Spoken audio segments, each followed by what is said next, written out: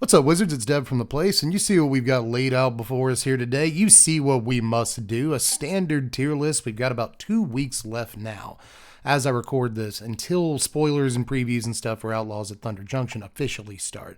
And we've got exactly 1 month, if I'm not wrong on that. It's March the 16th, and I believe that on April the 16th, Outlaws comes out in paper. So we've got exactly a month left to play this format. So I felt like it'd be a good time to put together a standard tier list. Things are pretty dynamic at the moment. Things are shifting and all that still. At this point, I think we've got a pretty healthy meta, and that's probably a conversation for more towards the end of the video. But to help make that case, I'll say that we've got 12 decks we're going to rank today, and then like 6 more I want to briefly bring up again towards the end of the video. So standard looking pretty all right right now. And here's the criteria. I feel like I should go through this real quick as well. I've gone through every major tournament, read tournament with over 100 entrants of the past month since MKM came out. And looking through those results, I've I've written down, it's more like it, every win of every deck, every top 8 of every deck, and every top 16 of every deck. And then we do spreadsheet magic to come to these results and figure out what the actual best decks in standard are and where all these decks go on the tier list. Now, one last thing I feel like I should point out, it's kind of important. This does not include any results from Magic the Gathering Online. So I'm not including performance in MTGO leagues or standard challenges or prelims or anything like that.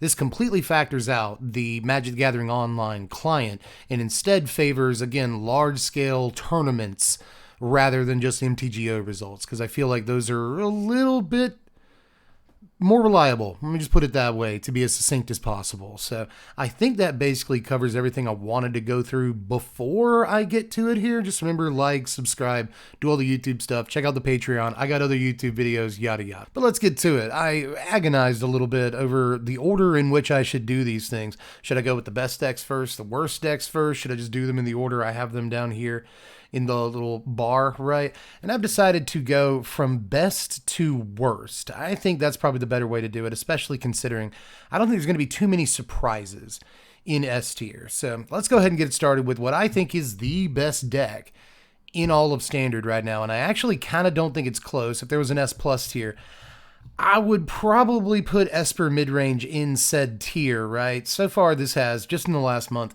2 wins of large-scale tournaments, 25 top 8s, which is so many, and then 15 different top 16 appearances.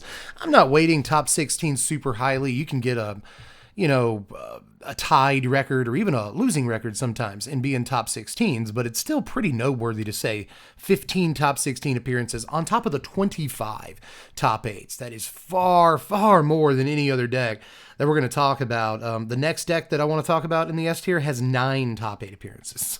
So 25 is just unbelievable. Not long ago it was said that Esper is like the sort of pillar of the format, and then we don't know really that much beyond that. In the scheme of things, we obviously know about at least 12 to 20 other decks that are extant in standard, but we don't necessarily know much beyond Esper is the best deck in terms of what we know set in stone. And I tend to agree with that, and the results don't lie. Again, this is not some sort of subjective, obviously some subjectivity comes into it. It's a YouTube list, but I've tried to be as objective and results and data-based as possible, and it's really hard to deny that some version or another of Esper Midrange is the best deck in the format right now. Rafina is just a hard card to beat, and this is probably the best shell for Deep Cavern Bat right now, and there's also a bunch of other amazing cards in the deck. You get to play Shieldred the Apocalypse, but some don't even do that. You've got Dinnick against the, aggro piles in the format. A lot of decks play that card. You've got Gix in some versions of the deck, and that's obviously a really important card at the moment. It's in like 3 different great decks. So this deck has a lot going for it. It's also got, Make Disappears and other counter spells it can play. It just moved on to No More Lies.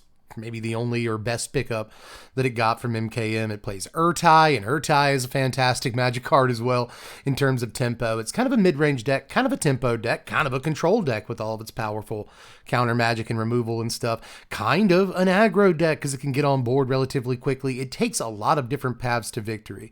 And honestly, just in terms of what you can play on curve and then protect again with spells like, your low-grade counter spells, Make Disappear, No More Lies, then you just end up with board states that once you get them into place and can protect them, it's really hard for anybody to do anything about. And at the same time, you've got all this incredible removal. So that you can keep important threats off the other side of the table. It's just really a collection of the best cards in Standard, and mid-range pals like that have been powerful in Standard for a good time now. And Esper mid-range, even though it doesn't have all the synergy in the world, all it really needs to do is play the best card in Standard on each successive turn of the game, and it does a pretty good job of doing that. Now we'll move on to the next deck I want to talk about. Interesting that Standard is currently the normal sort of rock, paper, scissors setup, plus expanded, So with that in mind, we've talked about a sort of tempo-y mid-range deck.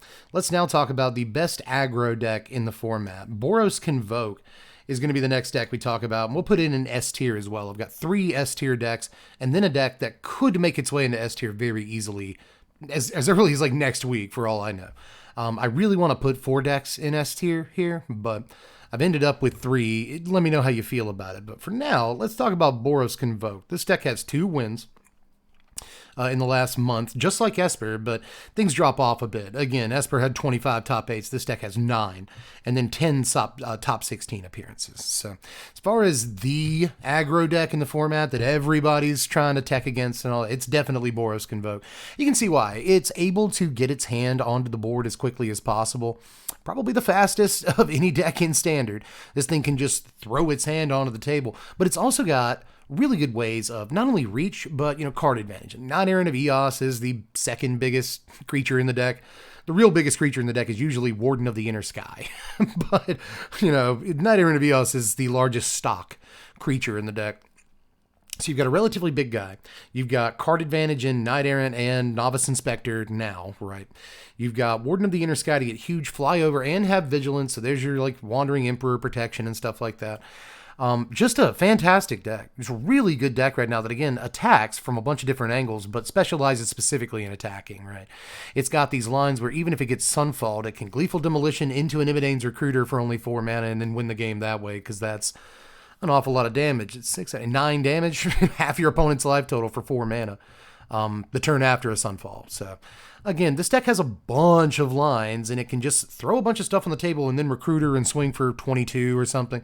Or again, it can respond to those depopulates, those Sunfalls in really violent fashion. So, again, I think that this deck is just a little bit more well-equipped than decks like Mono Red right now to take on sweepers like Sunfall out of blue-white control, occasionally even out of Esper, right? So I think that in terms of combating sweepers, the different hasty elements and just the ways the deck has of getting back on board even without a Recruiter in hand probably make it the most well-equipped deck in Standard to deal with not only how many sweepers there are, but how powerful the sweepers are, right? I think it is the second best deck in the format, but again, if there's an S plus tier, Esper goes there, but Boros definitely goes in S as well. Oh wait, there was one more thing I wanted to point out. This is a best of 3 tier list, not a best of 1 tier list. I know there's some best of 1 players that come into the comments sometimes and they're like, what about this and this and this and this and this, and what about this? And I think Boros Convoke's best deck and best of 1. It's like, okay, best of 3 tier list. I may put together a best of 1 tier list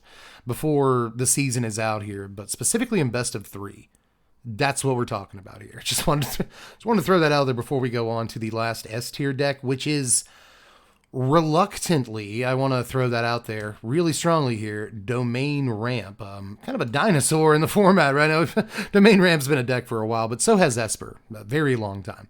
But Domain Ramp is the only other deck we'll talk about today that has 2 major tournament wins in the past month. So here you see in S tier all the decks with 2 large-scale tournament wins. Actually, 3 out of 4 of the decks with 2 large-scale tournament wins. We'll get to the other one in a minute here. But in terms of Domain Ramp, not only does it have those 2 wins, but it also has 9 top 8s, just like Boros Convoke, and 9 top 16s, barely beaten out by Boros Convoke's 10 top 16 appearances. But again, I don't weight top 16s too much, so Boros Convoke and Domain Ramp are very close in terms of power level in my mind right now, but they're obviously very different decks. I think Best of 1 and Boros Convoke are both great Best of 1 decks. First of all, just back on that topic for just a moment. Domain Ramp has just an incredible amount of tools right now. I don't think that it's very good. I know for a fact that it's not very good in the Azorius Control matchup, which is becoming a more popular matchup. nowadays, which is why I'm a little reluctant to include it in the S tier. But again, you got to go by results. That's the main thrust of this list here. And in terms of results in the past month, Domain Ramp has still been humming along. Even after Blue-White Control starts establishing a foothold, Domain Ramp still gets these results, these top 8s, these 16s at the very least. So I think you got to respect it. It's not a comeback. It's been here for years. It's always going to be good to resolve an Atraxa. And you've got your, Cave and stuff like that, your Cavern of Souls to help you resolve it against the Blue-White Control matchups and stuff. You just have to play through their sweepers. It's not a good match, but after sideboard, you can beat Boris Convoke. You can beat Esper midrange because you're going above most of what they're doing, right? So I think Domain Ramp, again, in that paper, rock, scissors, plus a fourth thing, sort of dynamic, is still, again, rocking and rolling, but I have to dock it a few points for its performance in just the last couple of weeks against the more up-and-coming, trying to assert themselves Blue-White Control decks, which, while we're on that subject, I might as well go ahead and tell you Azorius Control is the first deck heading up the A tier here. Now, in the next week or two, I do think that these last two decks could switch positions. And Azorius Control, especially if it gets a really, big win under its belt, could easily become S tier and sort of shift Domain Ramp, into the A tier by itself, because that's basically the worst matchup for Domain Ramp right now. Is Azorius Control. It doesn't line up super well against Esper all the time, but usually if the game goes long enough, it outlasts the No More Lies and all that. The Esper doesn't have a whole lot of hard counters in the first game at least, so whatever. But has a much harder time against Azorius Control does Domain Ramp. So again, I think that these decks could easily switch positions, and if I was doing this video next week, that very, very well Azorius Control could be up here. I recently said on stream that I don't see a reason to play a deck other than Azorius Control if you want to rank up on Arena. And I'll stand by that. I think Esper Midrange is still a great deck. Boris Convoke's a great deck. If you don't have a whole lot of time to rank up, it might be your pick, right?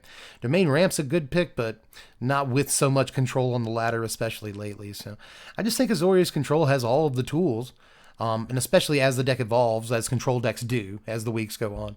I think, again, that it will be up here. It will be up here on this S-tier shelf, like, pretty soon. But for now, in terms of results, it's got one large-scale win under its belt and 9 top 8s and then 16 top 16 appearances.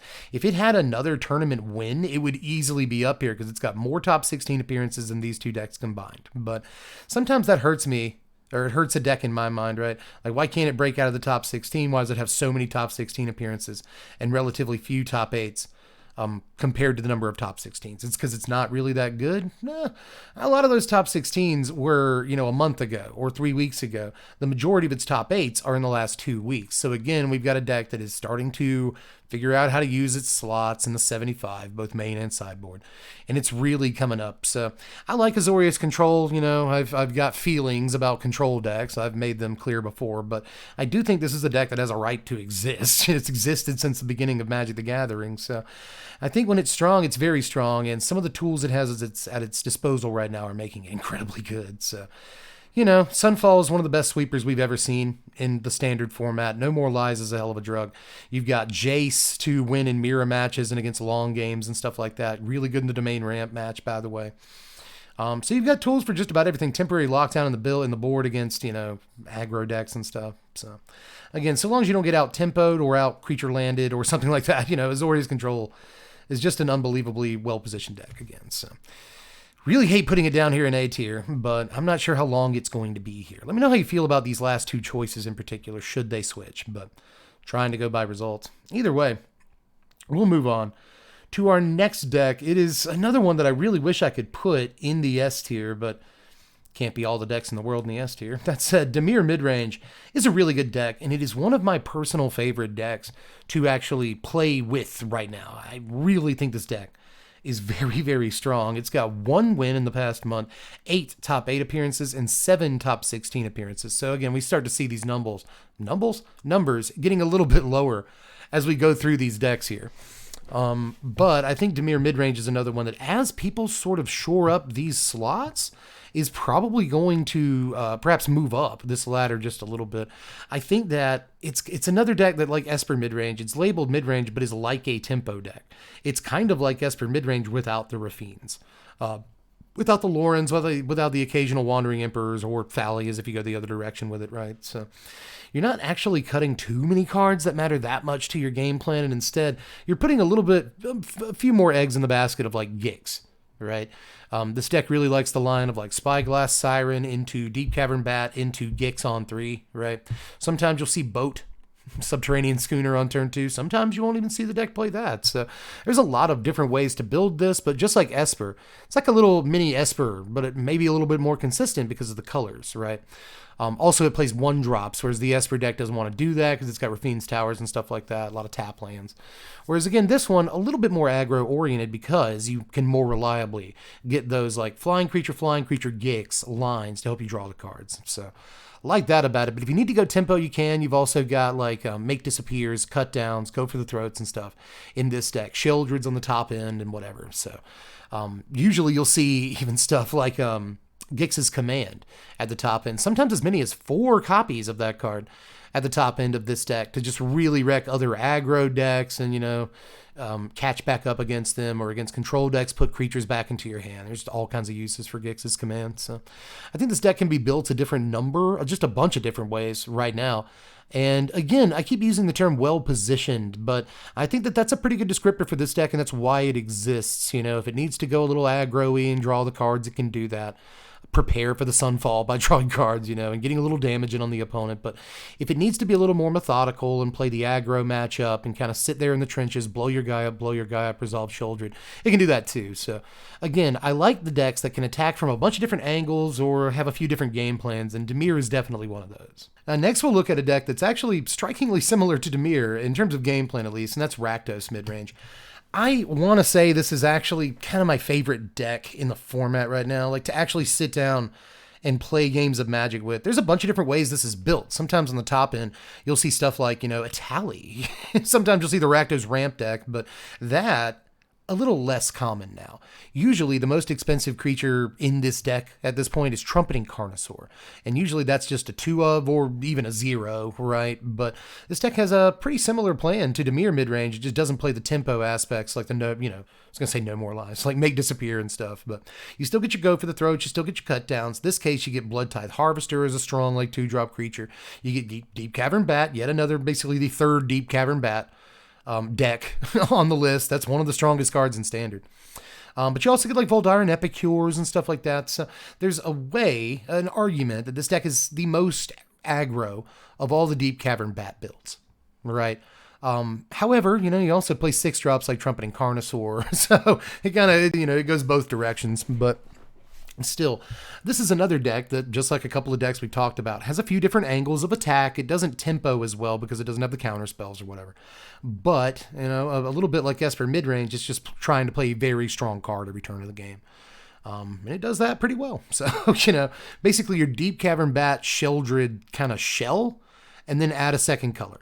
That can be Orzhov, it can be Dimir, it can be Rakdos, right? But so far, Rakdos, Dimir, and Esper are all these sort of best shells that we've seen so far. But Rakdos has 1 win, which is a pretty high-profile win, by the way, for a deck like this.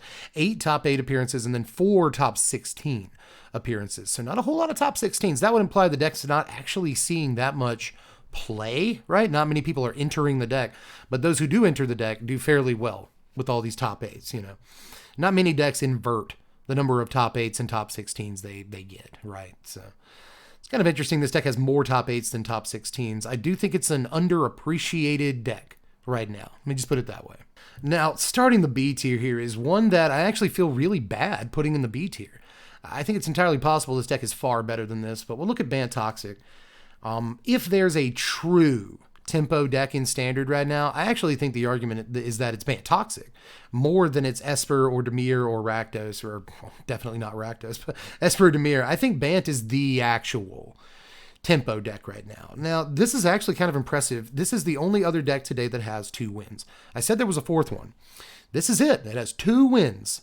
Wins the whole tournament in the past month, but it only has 3 top 8s and 2 top 16 appearances. So far, far fewer top 8s and top 16s. But again, that may imply it's just not being entered as often into tournaments. You gotta remember that. But 2 wins is very, very impressive. So I'd really like to put this in the A tier at the very least. But you always have to wonder if those wins were very, very good days. I'm not saying that about any of the other decks, right? So how's that fair? Well, a Bant Toxic deck has to have a good day. Things like Esper midrange, Boros Convoke, Domain Ramp, Azorius Control, Dimir midrange, all of these decks can form a plan from their opening hand almost no matter what their opening hand is. Maybe they have to mull, right, once, but they can form a cohesive plan from their opening hand like 8 times out of 10 or better. Bant Toxic is the kind of deck that has to have nut draws all day to do really well. And so that dings it a little bit, and that makes those wins seem like, oh, well, this deck, Bant Toxic just had a fantastic day that day. It's also a deck that benefits from people not really metagaming against it. This is a pretty open standard, right? At least 12 decks we're talking about today that have real tournament results, plus a few more that I'll bring up that I feel like I should bring up. So there's close to 20 decks in standard, and you can't game plan against them all. Right. So I think Bant Toxic is one of those that people don't game plan against enough, or, maybe slots in their sideboard or slots in their main deck are taken up for other decks. Right. And they don't do as much against Bant Toxic.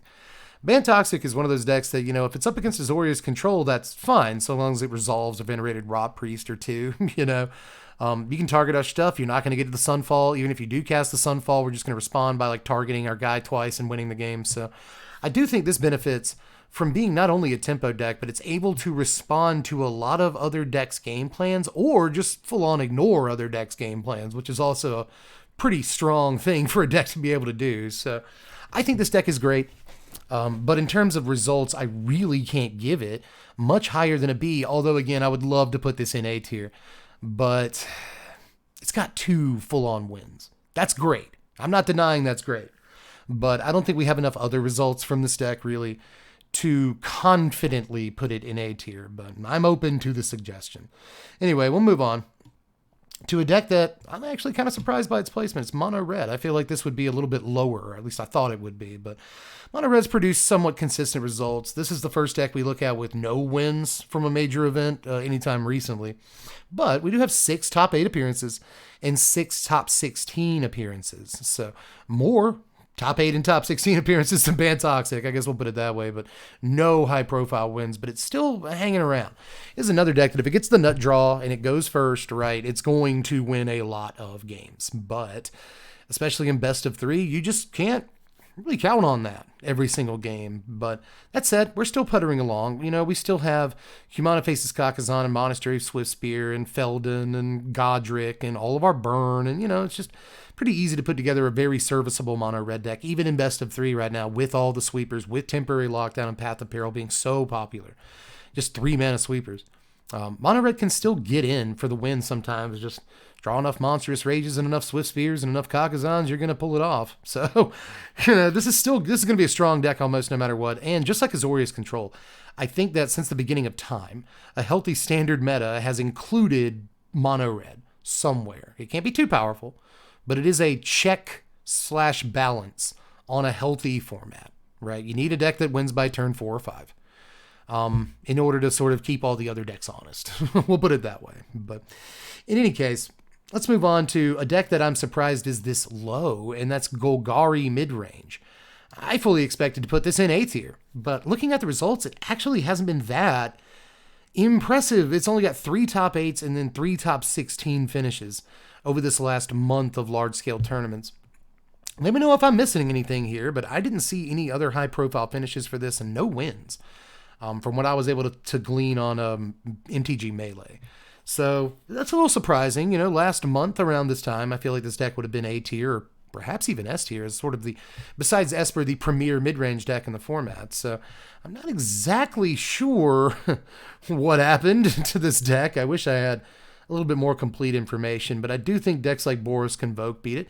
I do think decks like Azorius Control beat it. So, having 2 decks basically enter the format at the same time that are both pretty good against it from different directions probably beat it back a good bit. But, if you're playing mid-range, I do think you could do a lot worse than Golgari. It's still a strong deck. Now, in the C tier, we have decks that have produced results, but maybe haven't produced a lot of them or haven't produced great results. Like Slow Gurk Ramp is definitely the king of C tier, and I think some people are going to kick me for putting it in C tier, but this only has the one high profile sort of out of nowhere win. It benefited from no one really gaming against it whatsoever. It benefited from sort of, preying on the Azorius control decks that were expected to be at that tournament. And if you're preying on Azorius Control, I do think that you're pretty well positioned right now. Because again, Azorius Control is going to be a more and more popular deck, I think, as time goes by. That said, the Domain Ramp matchup isn't great. The Boros Convoke matchup isn't great. Even the Esper mid-range and Dimir mid-range matchups aren't super great for Slow Gurk Ramp. So, all that said, I still think we have to sit it at the top of the C tier. It's a respectable deck right now. It obviously has the one large profile, highly talked about win, but it's also got 2 top 8s and 1 top 16 since that time. So it hasn't had a whole lot of time to produce results, and it is doing so, but not at the clip I think a lot of people would have expected. I do think this is a deck with some interesting dimensions. I like the Takenuma, Jace, like over and over. Takenuma, Jace. You're trying to wrap it. Takenuma, Jace, like over and over because you have 30 mana. It's always fun to do. It's a great way to shut out Azorius Control, but ultimately, I'm not sure this deck has legs against the best aggro decks in the format or even some of the better mid-range decks in the format. So I think a very, very strong debut, yes, but let's try to be objective. Hopefully this deck moves up the tier list in the next couple of weeks, but this is the best I can do for it right now. We also have Dimir Crime down here. This deck has 2 top 8 appearances and then 2 top 16 appearances in the last month. Obviously a brand new deck too. This one has not done as well as its other brand new contemporaries, Boros Convoke, Azorius Control. Although Imidang's Recruiter decks existed before MKM. It's just, War Leader's Call, Case of the Gateway Express, Novice Inspector. It got a whole lot of pieces. Not a brand new deck, but it got a lot of pieces. Azorius Control existed too, but come on, man. No More Lies, wonderful. Just unbelievable piece to get. Plus a couple of other things, to be honest. So, but Dimir Crime, brand new, funky little Dimir Reanimator deck that casts Reenact the Crime to get back, Conspiracy Unraveler and then starts casting Free Breach at the multiverses and stuff. A neat little deck, but it has struggled to make its way out of, sort of not the meme tier, but at least the C tier. It has posted some respectable results. Any deck that top 8s had a pretty good day, right? And you do see this for what it's worth on MTGO League results from time to time, but so far Crime seems more like a fun deck that can produce results than a deck that actually produces real results and is also fun to play. It's flip the scratch and reverse it, it's the other way. More fun than competitive, but still competitive, and on the right day, this can do stuff, right? But aside from that, there's Grixis, Hitotsugu, and Kairi. I'm very surprised to put this on this list. I did not think that it would actually be worth putting on the list, especially considering some of the other decks that are in Standard right now that I feel like I need to bring up briefly here at the end. But Grixis, Hitotsugu, and Kairi actually has 3 top 8s in the past month. This is really kind of a push-pull deck. It's the return of Grixis, Hitotsugu, and Kairi. This has been a deck for a while now, but push-pull really helps put that deck sort of over the top, because you can use pull to pull the Kairi, the Hitotsugu and Kairi out of your graveyard, and then use the Hitotsugu and Kairi to put another push-pull on top of your library, kill the Hitotsugu and Kairi at end of turn because of pull's ability, then you get to cast another push-pull that gets back. So, it's it just gets ridiculous, some of the loops this deck can get into, but in some ways it just feels like an alternate version of Dimir Crime, right? It also feels like if you're going to play blue-black or Grixis, you could probably play Esper or Dimir and produce better results. It's sadly one of those kind of stories, but altogether very fun deck, but just like Dimir Crime, fun deck that can produce results rather than an actual competitive deck that is also fun to play. There's a sort of different statements, and I think these embody those, but I'm still kind of happy to put Grixis, Hitotsugu, and Kairi up here. I did not know it had 3 top 8s in the last month, but here we are. But there are other decks I need to bring up before we get out of here. There's obviously stuff people are going to hit me on, like Squirming Emergence. I can't find a whole lot of results for Squirming Emergence over the past month. 1 top 16, 1 top 8 is what I was able to find, and that is just not great. I think it's a decent best of 1 deck, Squirming Emergence, but in best of 3 it just hasn't really flexed that much. But aside from that, there's Azorius Helping Hand, the deck that uses Helping Hand to get back Ledger Shredders and Monastery Mentors and Haughty Jins and stuff. That deck is very popular in MTGO, and it's got 1 top 8 appearance over the last month, but that's all it's got. It's always got one top 8, and that's a breakout, but not enough of one, to my taste at least. Maybe for yours, and we're different people, and that's fine. I'm not like putting you down. It's if you have different, if you would have weighted this with MTGO results in mind, it may have been a different list. So, I acknowledge that. Aside from that, though, there's Simic Artifacts. That has 2 top 8s in the last, 2 weeks. So it's a deck that's up and coming. Not just in the last month, but it's a deck that's becoming more and more popular as people play it. And I almost put it on this list, but again, Grixis Hitotsugu and Kyrie has 3 top 8s. And I only wanted 3 decks in each tier. So, it wasn't a hard and fast rule. But I just didn't quite think Simic Artifacts had produced enough results to get in here. But it is a deck worth bringing up. It's also a Azorius mid-range. Deck plays a lot of different stuff, but sometimes you'll see Dinnick, Novice Inspector, Boat, Subterranean Schooner, Wandering Emperor, Wedding Announcement, and then some counter spells and stuff. No More Lies. And that deck has gotten, I think it's 2 top 8 appearances and 1 top 16. So very, very close to being able to make this list. These could all be in D tier, to be honest. But aside from that, there's stuff like Orzhov Life Gain and Leyline Aggro, right? Both of these have 1 top 8. Actually, I think the way this shakes out is Orzhov Life Gain has 1 top 8 in a team event where people was Pioneer and Standard. It has 1 top 8 in that event. And then Leyline Aggro has 1 top 16 from a 128 person event. So again, not the strongest results of all time. Leyline Aggro is another deck that especially has to get nut draw every time to win the game. And you're more likely to see it in best of 1 than best of 3.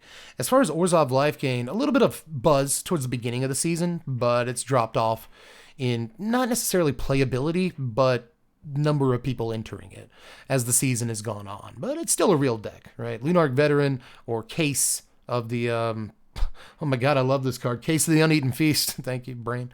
Into Amalia or Voice of the Blessed. These are still strong lines to start the game, especially if you're able to play first. But again, not a whole lot of actual results for the last 6 decks we've talked about. Squirming Emergence, Helping Hand, Simic Artifacts, Azorius Midrange, Orzhov Life Gain, and Leyline Aggro.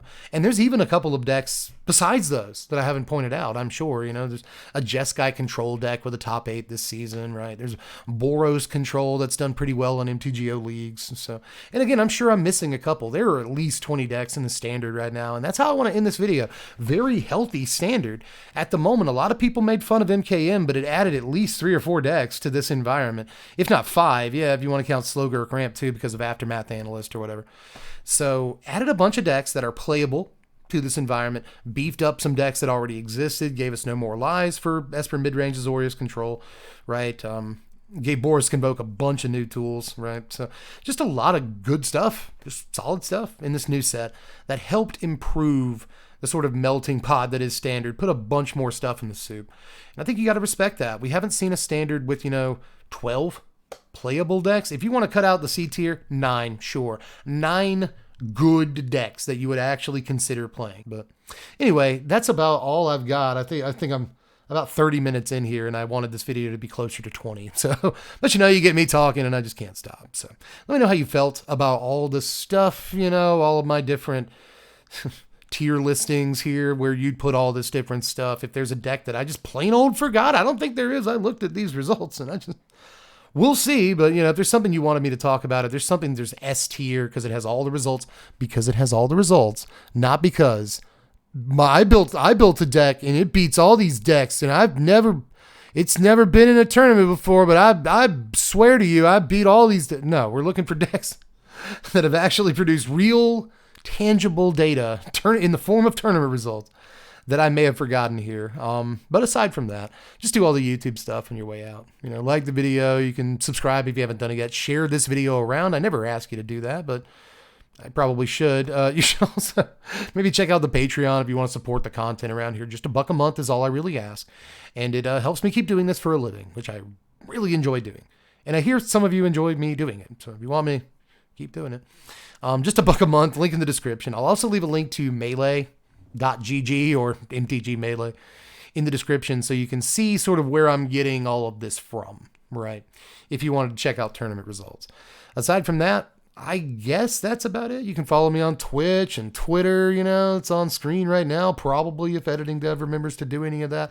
Links to stuff in the description. Just did a couple of videos. Just did this thing where I make a paper commander deck that I was really excited about. Passion project. Thought it was going to be great. Didn't get any views. Maybe check that one out. I'll leave a link in the description for that one too, because I'm very proud of that video. I want you to watch it. But I'm basically donezo for this one, and I'm not going to keep your ear any longer. I am Dev from the place. Thanks for watching, Wizards. Spread love and be kind.